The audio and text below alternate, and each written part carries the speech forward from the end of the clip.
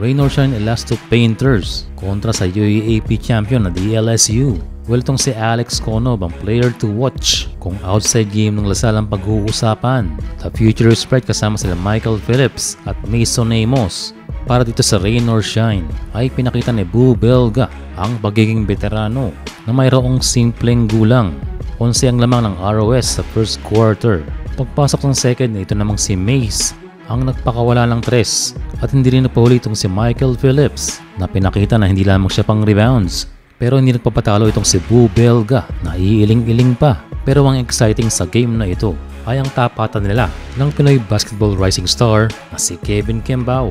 At pinakita rin ni KQ na hindi na pang college ang kanyang laruan at marami nang nagsasabi na ready to go professional.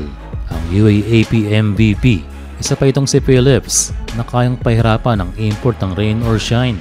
Late sa second quarter ay pinakita ng 6'7" si Alex Conob na he can run the floor at hindi lamang panglabas ang kanyang laro.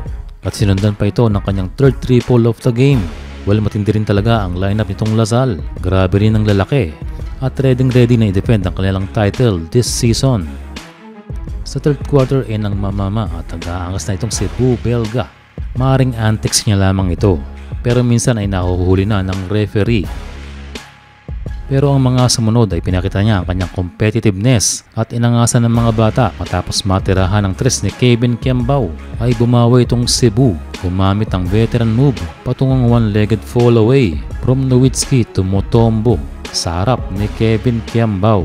Well, for this game ay malaking factor ang import ng Rain or Shine kontra sa All-Filipino na DLSU. Malaking tulong ang 4-3 ni Alex Conob para maidikit ang laban at dumedepensa pa sa import na si Aaron Fuller. But unfortunately ay natapilok itong si Conob. Sana ay okay lamang siya kaya bumalik sa laro si Mason Amos na nagpakita rin ng depensa at ofensa at pinapakita na siya ay fit sa kanyang nilipatang eskwelahan. Kaya lamang na ang Lasal patungong fourth quarter.